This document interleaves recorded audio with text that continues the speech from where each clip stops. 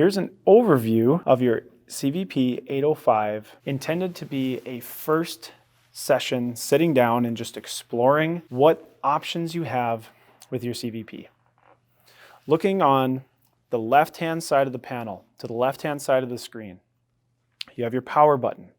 You have your master volume, okay? You have your metronome. You have transpose. You have increase, decrease, and tap tempo to start your metronome and backing bands.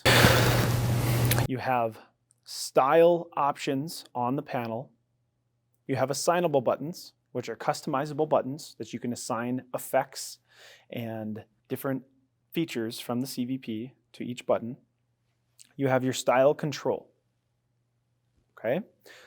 Style refers to your backing band. It's the band that plays along while you're playing an instrument. Going to the middle, you have your touch screen display. In another video, I go more in depth over the screen. But as an overview, you have your style, main, and song, along with customizable options in the bottom, with more features in the menu button. You can scroll through, and any of the icons can be set as defaults on your main menu in the bottom on the home screen. Looking to the right-hand side of the screen, you'll see your rotary dial.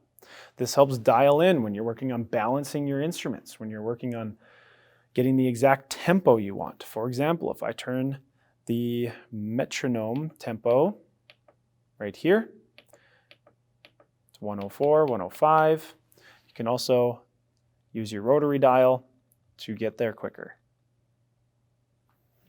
If I pull up balance between your instruments, between main layer and style, you can click and then use the rotary dial to dial in. When you're using the touchscreen, it's really hard to dial it in on the exact number you want. Next to the rotary dial is piano room.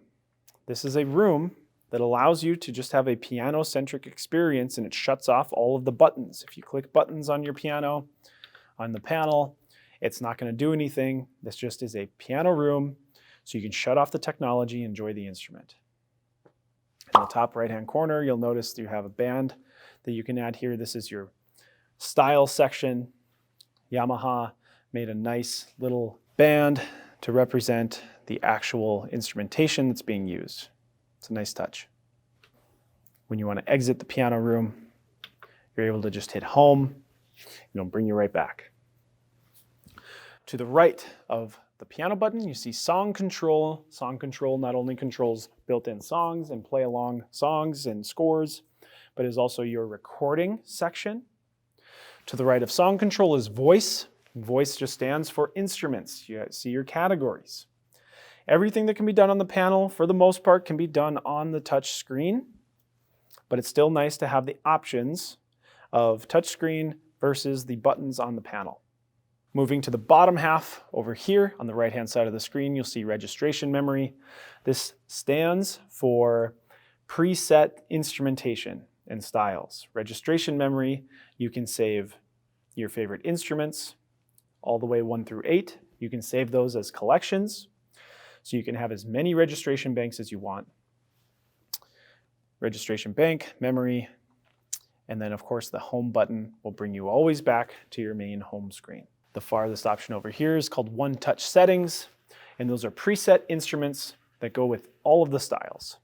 If you click on the piano, which is our voice select, you'll have options for tabs at the top for the different categories of instruments, subcategories, and then the actual instruments below, which sometimes you'll see a gray arrow, and you can tab through because there are over 1,000 instruments through here to check out.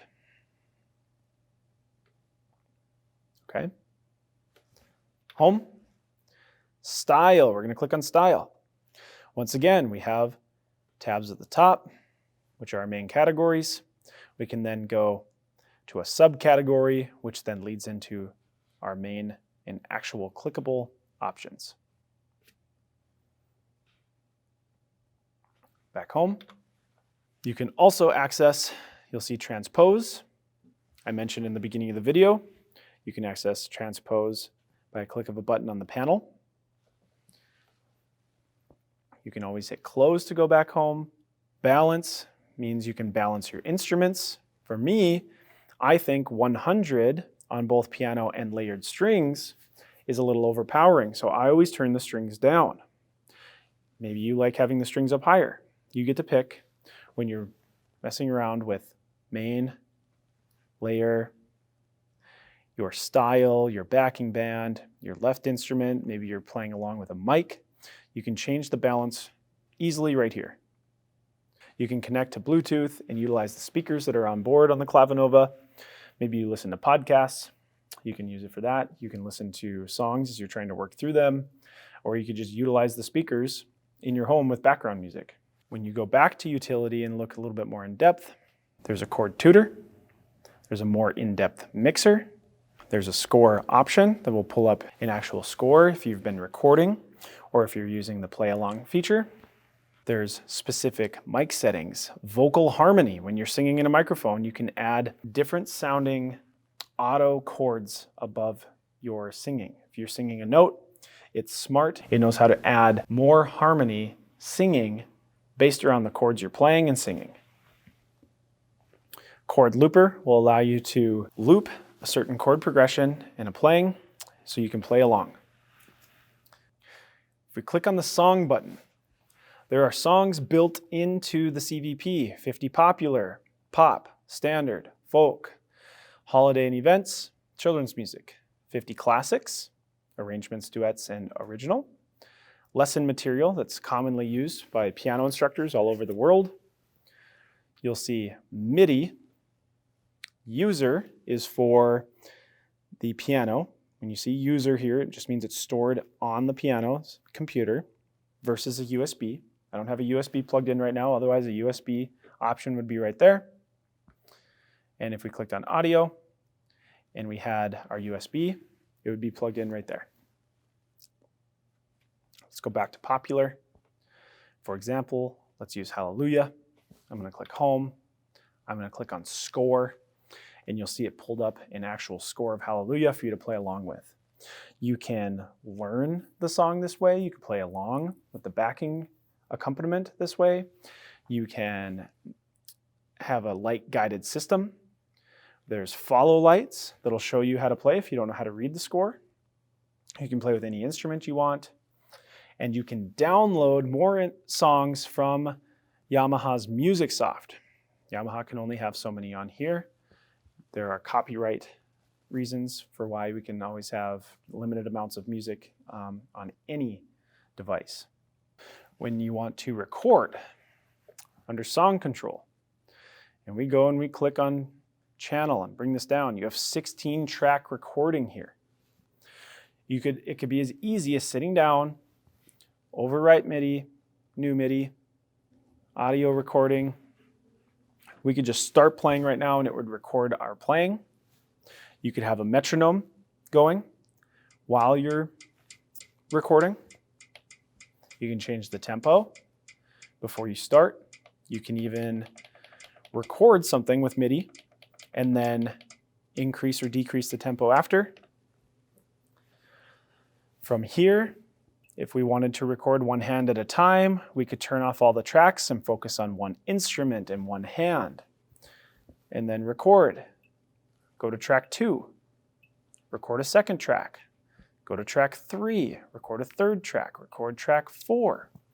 You could keep going and going. From here, you could also create your own song with MIDI and then convert it to an audio file so you can share it with other people and have the authentic sound from your CVP. The CVP has almost unlimited creative possibilities.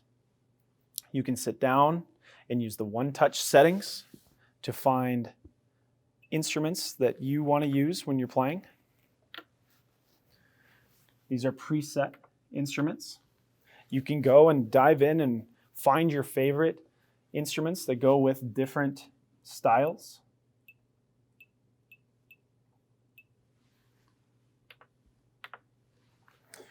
You can record, you can download music from Yamaha's MusicSoft so you can play along. You can receive MIDI information from another person's Clavinova or DAW and work with it on here. The CVP-805 is truly our most popular Clavinova for schools, churches, and homes.